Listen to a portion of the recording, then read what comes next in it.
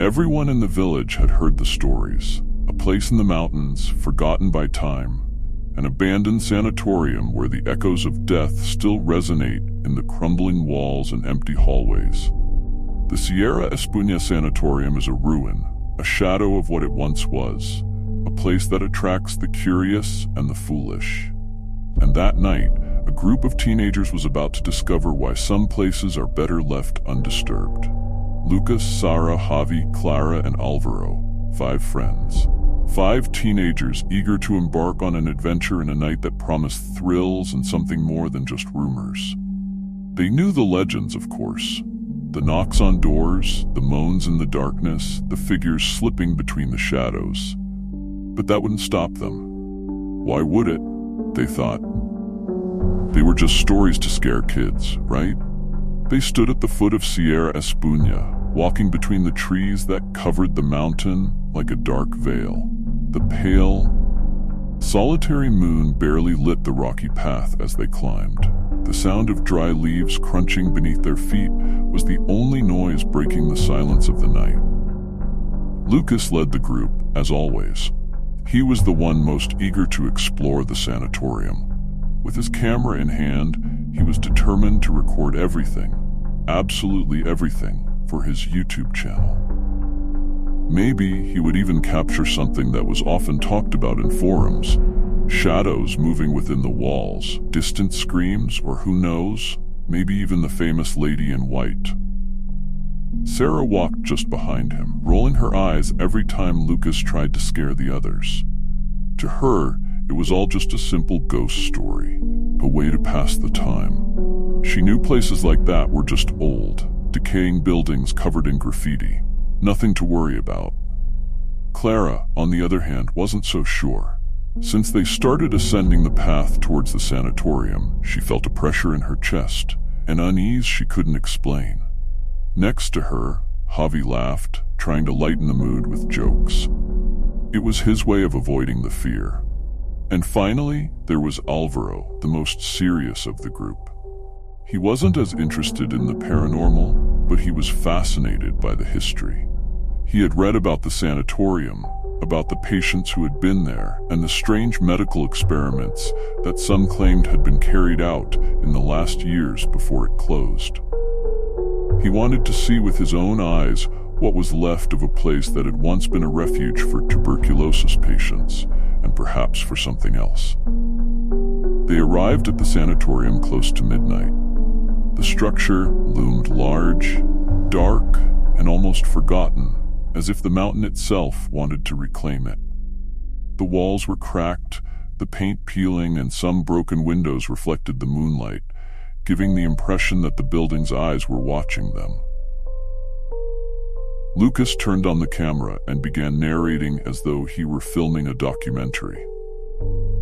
Here we are, guys, the Sierra Espuña Sanatorium. They say this place is haunted.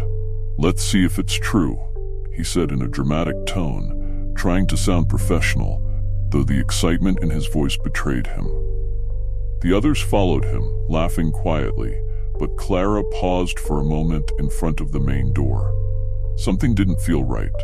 She had the sense that they shouldn't be there, that what awaited them inside wasn't just an old, empty building. Something was watching them from within, something that didn't want to be found. They entered, breaking the silence of the night with the echo of their footsteps in the hollow interior of the sanatorium.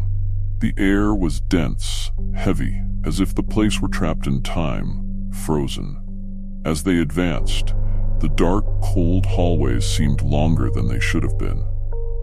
The walls were covered in dust and mold, and broken windows let in the breeze, whispering like distant voices. Lucas was thrilled, recording every corner, but Clara couldn't shake the knot in her stomach. Something in the air made her feel they weren't alone. As they moved down the first hallway, a dull thud echoed in the distance, a thud that made them all freeze in their tracks. "What was that?" Javi asked, still laughing, though this time the fear was noticeable in his voice.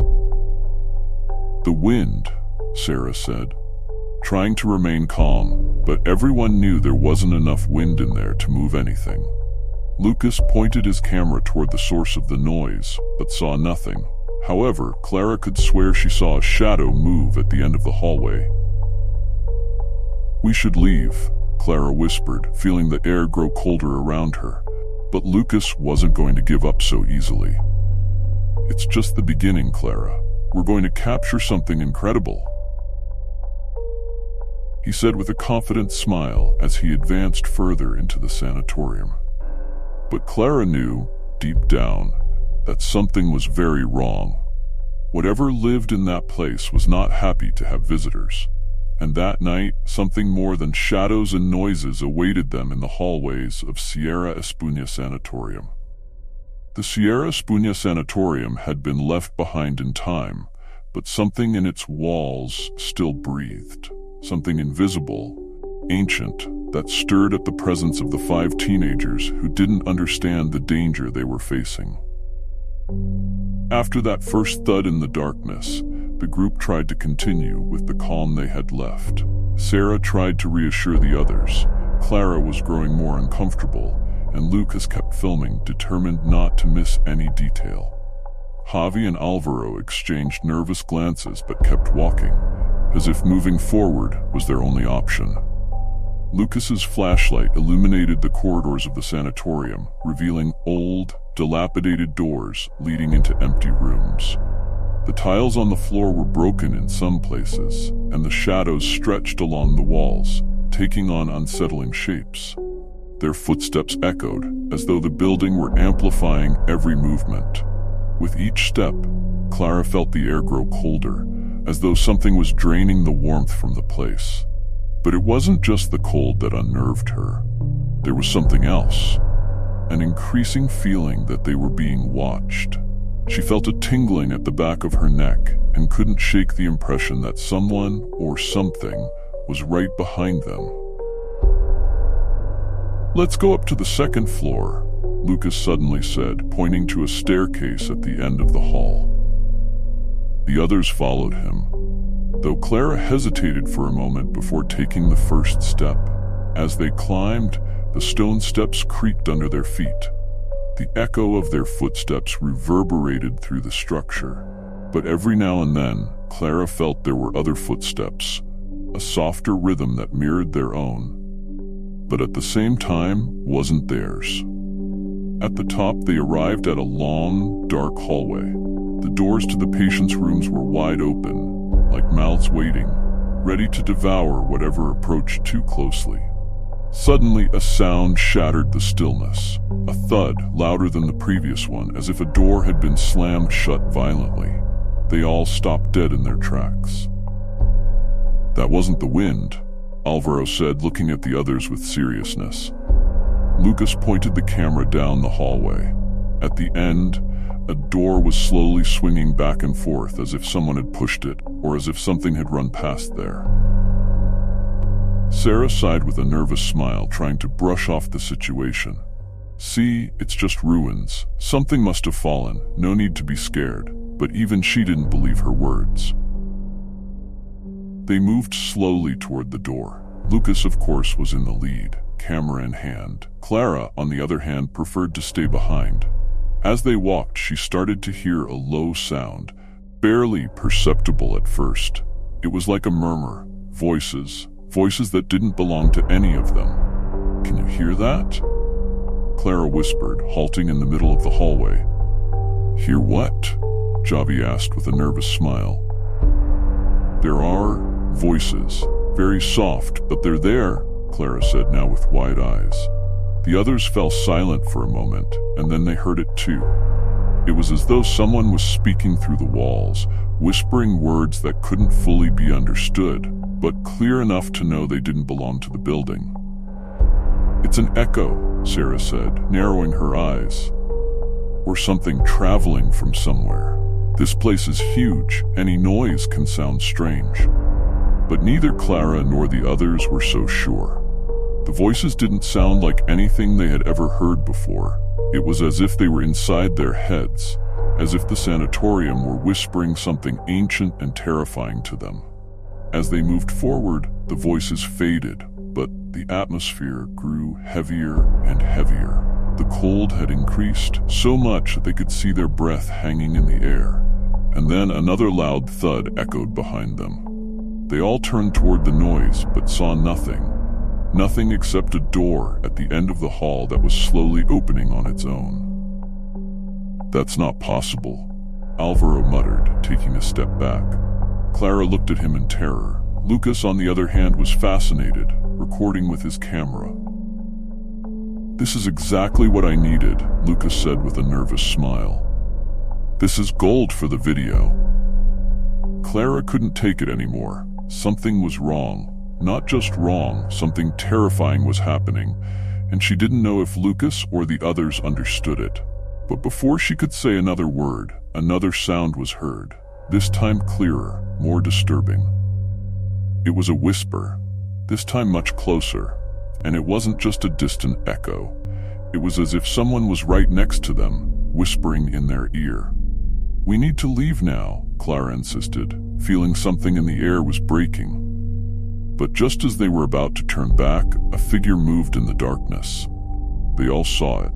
It wasn't a trick of the light. It wasn't a shadow. It was a person, tall and thin, walking down the hall toward them. "Did you see that?" Javi asked, almost breathless. Lucas, for the first time, stopped recording and stared at the group with wide eyes. No one said anything, and as they stood frozen, staring down the empty hall, the echo of a low moan filled the air, growing louder, growing more terrifying. The sanatorium wasn't empty. The silence after the moan was absolute. None of the five moved, not even breathing normally. The figure they had seen disappear down the hallway left a sense of emptiness, but also danger. Lucas was the first to break the stillness, lifting the camera with a trembling hand. "We have to keep going," he murmured, though his voice no longer had the confidence it once did. Clara shook her head, whispering barely audibly, "Let's leave. We shouldn't be here." But no one responded. Even Sarah, who had tried to stay calm until now, seemed to hesitate.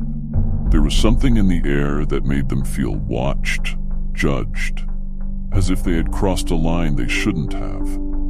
The five of them continued, walking with slow, heavy steps, as though something in the ground were trying to trap them. As they walked, the hallways seemed longer, as if the sanatorium were playing with them, extending the space between every door, every corner. And then, the temperature dropped again sharply. Clara rubbed her arms, feeling a coldness that wasn't natural. A cold that didn't come from the air, but from something deeper, as if the walls themselves exhaled a freezing breath. Lucas, behind her, aimed his flashlight toward the end of the hall, illuminating an intersection where several doors opened into different rooms. That was when they saw it. A figure dressed in white, standing at the end of the corridor, barely illuminated by the faint beam of the flashlight.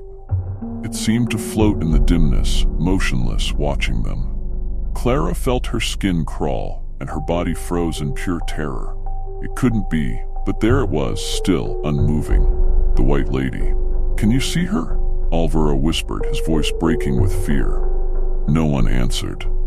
They were all too focused on that figure, which seemed to be watching them from another reality, from another time. Then, slowly, the figure began to move toward them. She wasn't walking. Her feet slid across the floor as if she weren't touching it at all. Her silhouette seemed to blur with the surroundings, as if she didn't fully belong to this world. Lucas raised the camera with shaking hands. The White Lady advanced, but not in a threatening way. There was something in her face, pale and blurred, that reflected pain, sadness, something deeper than fear. As she came closer, Clara noticed how her heart raced, but a part of her, a small part, felt compassion for that being. "It's her," Javi whispered, as though the name had come from some forgotten place. The wind, which had been completely calm until then, started to blow from inside the building, not from outside. It was as if something stirred within the very walls, a distant whisper that seemed to run through every corner. The figure of the White Lady kept moving, and the cold increased every second. When the figure was close enough to make out her features, Clara took a step back, stumbling on the edge of an open door. The lady stopped suddenly, as if that movement had awakened her from a trance. Then, without warning, her face changed. The sadness in her eyes vanished, replaced by something darker, more dangerous. The lady opened her mouth and a scream escaped. It wasn't a human sound. It was a deep, primal wail, as if all the pain and rage of the world had been released in a single scream. The echo of the scream raced through the halls of the sanatorium, shaking the air around them. The windows, some of the few still intact, began to vibrate and shake violently. Lucas dropped the camera and took a step back, his eyes wide with fear. "Run!" Sarah screamed, finally breaking the spell that had kept them frozen. And then, panic broke out. The five of them spun on their heels and ran down the hallway, their footsteps thundering on the old stone floor. Clara was in the lead, guided by instinct, trying to find the exit that seemed to grow farther away with each step. The cold, however, chased them, wrapping them in its icy touch. As they ran, the doors to the rooms on either side of the hallway began to slam shut, as if someone or something was trying to trap them inside. Clara could hardly think. Her breathing was fast and shallow, her legs shaking, and she felt like the entire sanatorium was trying to swallow them. At the end of the hallway, a door leading to the main staircase was closed. Alvaro reached it first and tried to open it, but it was blocked from the other side. "It won't open," he shouted in desperation. Javi and Sara tried to help him, pushing with all their strength, but it was useless. The door wouldn't budge. Behind them, the white lady's scream echoed again, this time much closer. Clara turned around and saw, in the shadows, how the figure advanced once again, faster than before, gliding down the hall.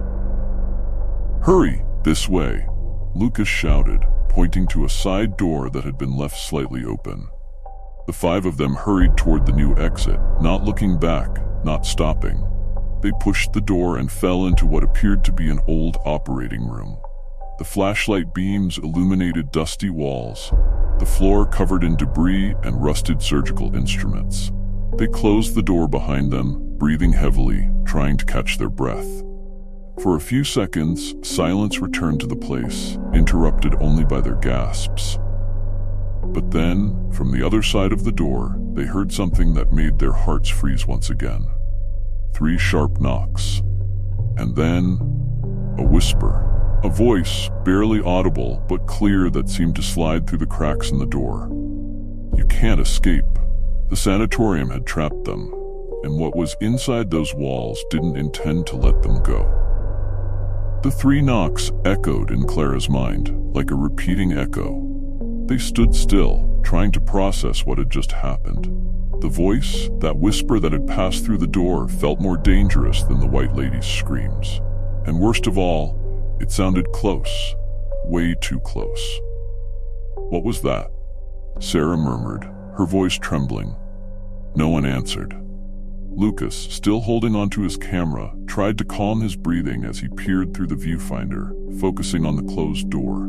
Alvaro and Javi were checking the windows, searching for any escape point in the old operating room, but everything was sealed, the walls and windows covered in a thick layer of dust and cobwebs, with no easy access. Clara stepped a few paces away from the group, her eyes scanning the room for something, anything, that could explain what they were experiencing. But all she found were remnants of a past that seemed to have been abandoned in a hurry. Rusty gurneys, faded scalpels, broken glass jars.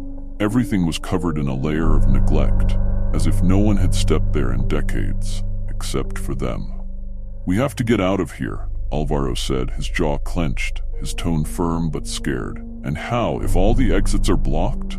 Javi responded, frustrated. "We're trapped in this damn room." As they argued, Clara felt a pressure in her chest, a growing sensation that they weren't alone, and it wasn't just the white lady. It was as if the walls themselves were alive, listening, watching. Every corner of the room seemed to hide something. something they couldn't see, but that was there, lurking, waiting. Suddenly, a dull noise came from the back of the room. Clara jerked around, pointing her flashlight at a half-open door, one they hadn't noticed before. It was on the other side of the room, half hidden by an overturned piece of furniture. The sound came from there. Something or someone was moving inside. "It can't be," Lucas said, focusing the camera on the door. "Did you hear that?" They all slowly approached, their bodies tense, their breathing shallow. The door, unlike the others, seemed to be in better condition. Somehow, that small opening felt like an invitation, one none of them wanted to accept. But Clara was the first to move forward. "There's no other exit," she whispered, as if telling herself more than anyone else. She carefully pushed the door, and it gave way with a soft creak, revealing a narrow hallway, dimly lit by the light filtering in from the operating room. The smell was different, denser, as if the air there had been trapped for years. One by one, they crossed the threshold, entering the hallway. As they moved, Clara couldn't help but notice something strange on the walls. Unlike the rest of the sanatorium, they were covered in old tiles, many of which still had inscriptions, hand-carved symbols.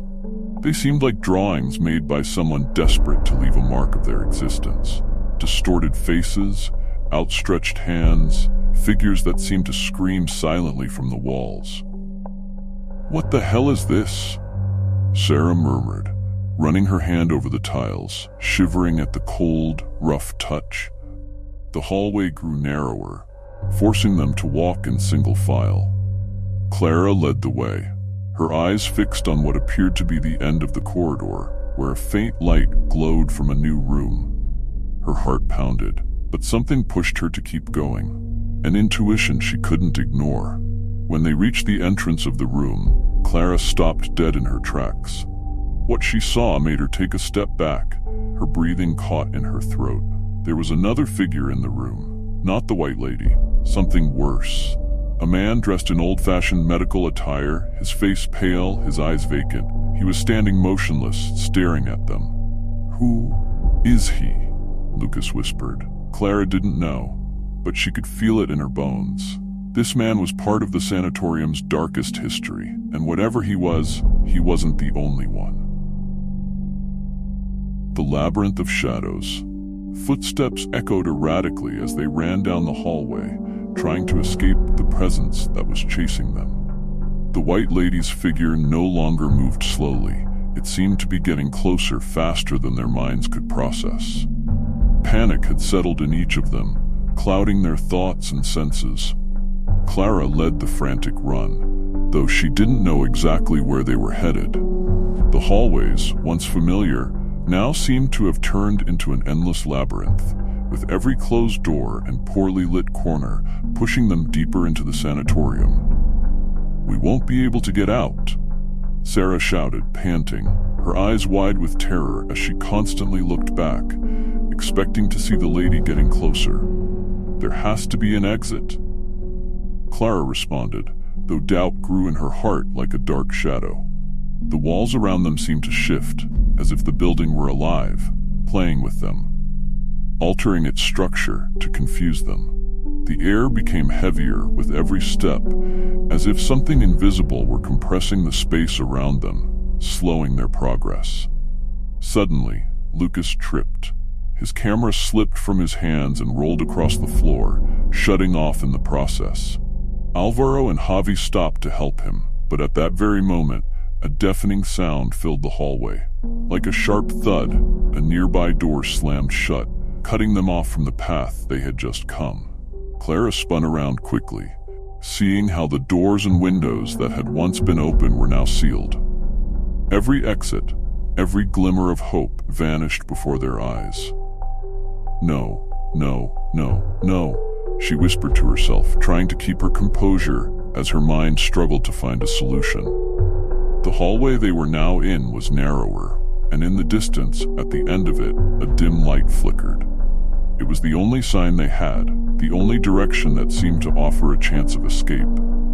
Clara pointed toward the light, and without saying a word, they all started moving toward it. As they advanced, the whispers returned, enveloping the space like a constant murmur rising from the walls themselves. This time, the voices seemed clearer, as if trying to say something, but their words remained incomprehensible. It was a mix of languages, an ancient chant that passed through their ears and made the ground beneath their feet vibrate. "Do you hear that?" Javi asked, his face pale. "It's the voices. They're saying something." Sarah, who was behind him, began to cry silently. The whispers seemed to affect her more than the others, as if something in those unknown words were resonating deep within her. Clara glanced at her sideways, worried, but didn't say anything. She knew they had to keep moving. Stopping wasn't an option. They reached the end of the hallway, where the flickering light emanated from a room whose door was slightly ajar. Lucas, still catching his breath after his fall, peeked inside. "There's nothing. Just this light, but I don't see any exit," he said, pushing the door open with more force. One by one they entered. The room was small, with walls covered in damp stains and peeling paint. The only light source came from a hanging bulb, flickering irregularly, as if it were about to go out completely. In the center of the room was a metal table, rusted and covered in dust. On top of it, an old gramophone. "What is this?" Alvaro asked, staring at the device in disbelief. Clara, intrigued, approached the gramophone. It was an old model, one that was only seen in museums or old movies. Without thinking much, she turned the crank as if something were pushing her to do so. At first, the mechanism squeaked as if it hadn't worked in decades. But after a second try, the record started to turn slowly. And then a melody began to fill the room. It was a slow song, an old tune that seemed to come from another time. The notes were sad, almost funeral, as if lamenting something that had happened long ago. Clara felt a chill run down her spine, but she didn't pull her hand away from the gramophone. "Clara, turn it off," Sarah whispered, trembling. "Please, turn it off." But Clara couldn't. Something in the music had her trapped, as if every note were tied to her thoughts, to her memories. Suddenly the voices returned, this time louder, clearer, mixing with the music, and for the first time they all understood what they were saying. "You shouldn't be here." The words echoed in their heads simultaneously, as if they had been spoken directly into their minds. They all looked at each other, unable to speak, their hearts pounding heavily in their chests. Suddenly, the light bulb flickered violently, and a loud crash shook the room. The walls vibrated, and the floor beneath their feet seemed to tilt slightly. The music stopped abruptly, and the gramophone ceased to turn. Clara let go of the crank as if an electric shock had coursed through her. "We need to get out of here, now," shouted Javi, pushing the door open. They ran into the hallway, but what they found on the other side froze their blood. The corridor was no longer the same. The walls, once covered in tiles, were now full of deep cracks, as if the sanatorium had aged centuries in a matter of seconds. The lights had gone out completely, plunging them into near-total darkness. And then, they heard the sound of dragging footsteps down the hallway. Heavy, slow, but unmistakable. Something was coming. The figure of the white lady appeared again in the distance, this time more defined, her face hidden behind a veil that seemed to float around her. She didn't walk. She floated toward them, with smooth but terrifying movements. "Run!" shouted Lucas. The group ran in another direction, desperate to escape, but they no longer knew where they were headed. The sanatorium had transformed into a trap, an endless maze of shadows and doors that led nowhere. And the lady was still there, silently chasing them, always just out of reach. Clara felt something grab her, something invisible, as if the sanatorium were trying to keep them all, to claim them as part of its eternal curse. But they couldn't stop. They couldn't give up.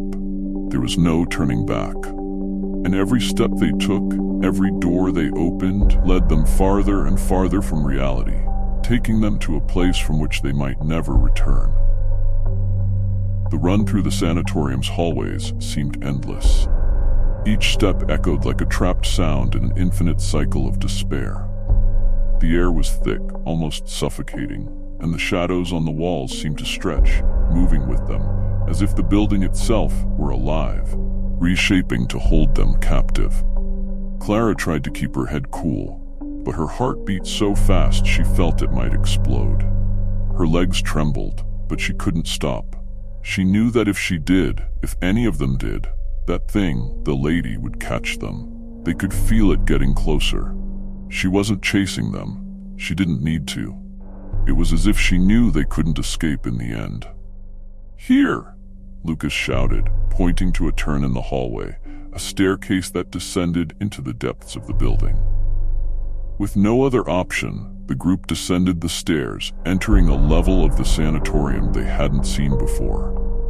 The descent seemed endless, as if the staircase were sinking deeper into the bowels of the earth. The temperature began to plummet, and a sticky humidity clung to the walls.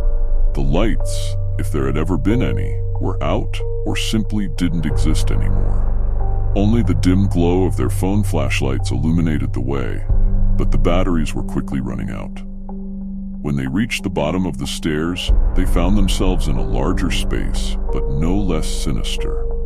It was some kind of basement, a maze of even older and more neglected rooms and hallways than above.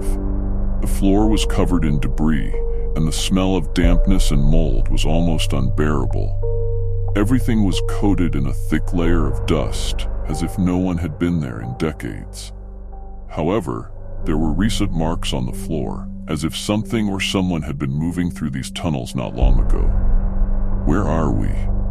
Sarah asked, her voice trembling as she moved closer to Alvaro, seeking safety in the midst of uncertainty. "I don't know, but it doesn't seem like there's any way out here," Clara replied, scanning the place quickly with her phone light. Lucas, still carrying his camera, lifted it to record the place. The blurry images and the sound of their heavy breathing were captured as they searched for a way out. Suddenly, his camera caught something his eyes couldn't see. When he checked the screen, Lucas froze. At the end of one of the hallways, in the darkness, there was a silhouette. The White Lady. She's here," Lucas stammered, pointing the camera at the direction where he had seen the figure. The others looked at him terrified, but when they turned their flashlights toward the hallway, there was nothing there. "This isn't possible," Alvaro said, cold sweat running down his face. "There's nothing there." But Lucas swore he saw her. He knew what he had seen. Darkness completely enveloped them. They couldn't see anything, not even each other, and only their heavy breathing broke the oppressive silence.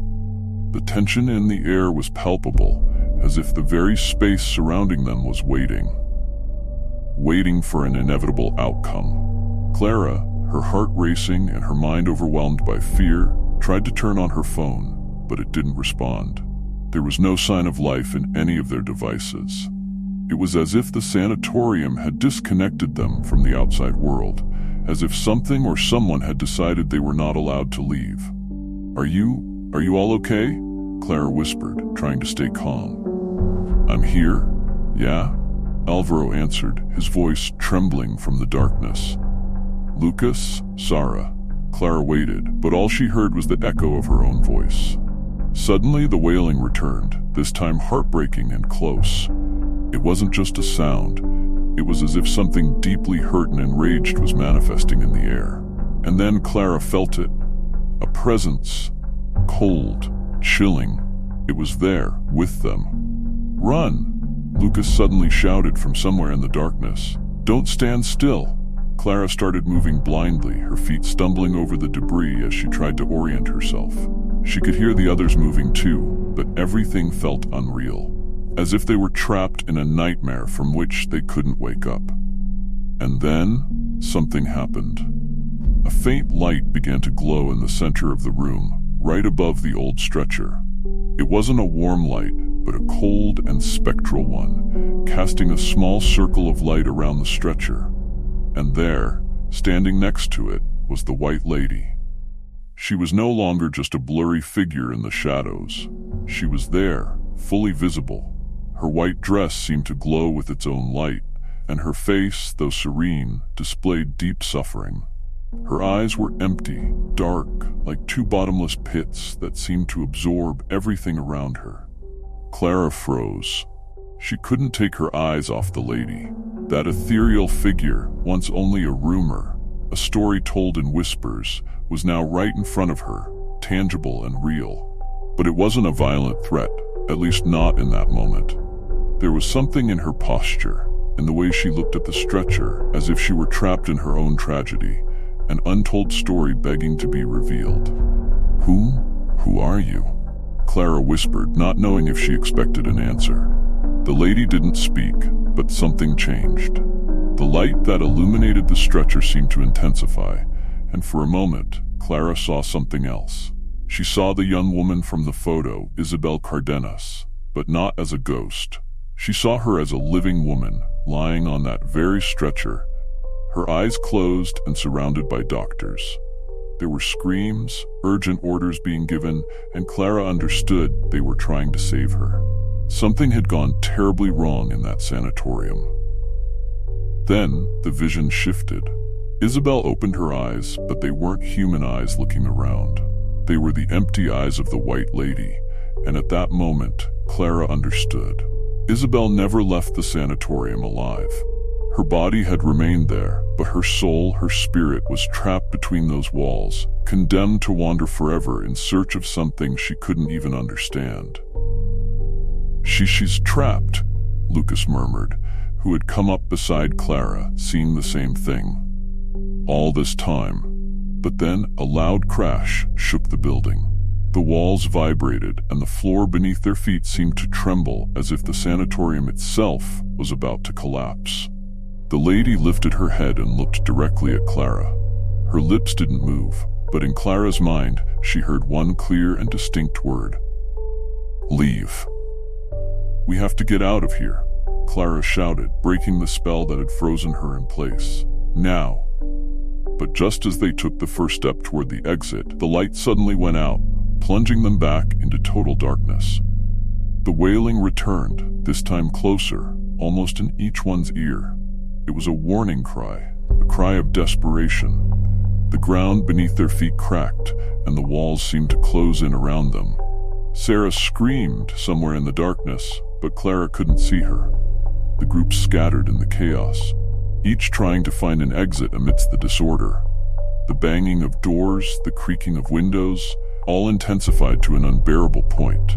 The sanatorium was alive, furious. Clara ran blindly, stumbling over the walls, feeling that at any moment everything would collapse on them. But just as panic took hold of her, she saw a glow at the end of the hallway. The door they had entered through. "This way!" she shouted, not knowing if the others could hear her. With every fiber of her being, she ran toward the exit, feeling as though the very darkness was trying to trap her, to cling to her, to keep her from escaping. Just before crossing the threshold, she stopped for a second and turned her head back. The white lady was at the end of the hallway, watching her silently, motionless. One last thought crossed Clara's mind as she crossed the door. What did she really want? But there was no time for answers. The light from the outside blinded her momentarily, and when her eyes adjusted, she realized she was outside, under the starry sky of Sierra Espuña. The others had also made it out, all panting, covered in dust and fear. Without saying a word, the group moved as fast as they could away from the sanatorium, not looking back. The wind blew gently through the trees, as if the place were calm once again. But Clara knew that this peace was just an illusion. When they reached the cars, no one spoke for a long time. Each one silently processed what they had lived through. Clara took one last look toward the dark silhouette of the sanatorium in the distance, now just a shadow between the mountains. She knew they would never fully understand what had happened there. The white lady, Isabel, remained trapped in that place, but why? What kept her bound to a past of suffering? Clara would never know. Maybe no one would. The sanatorium kept its secrets, and even though they had escaped, something told them they would never truly be free from what had happened there.